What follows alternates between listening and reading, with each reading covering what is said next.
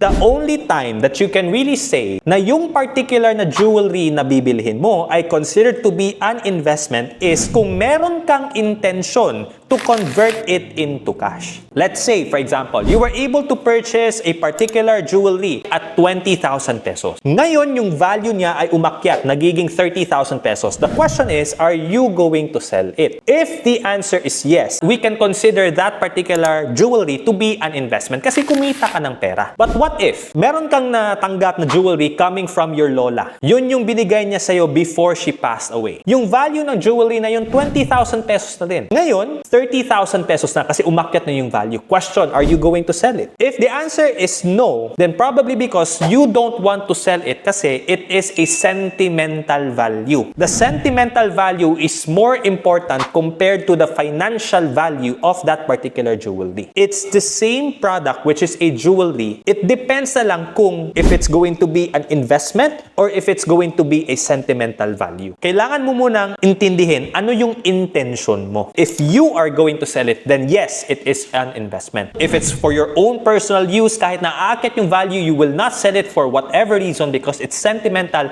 then it is not an investment.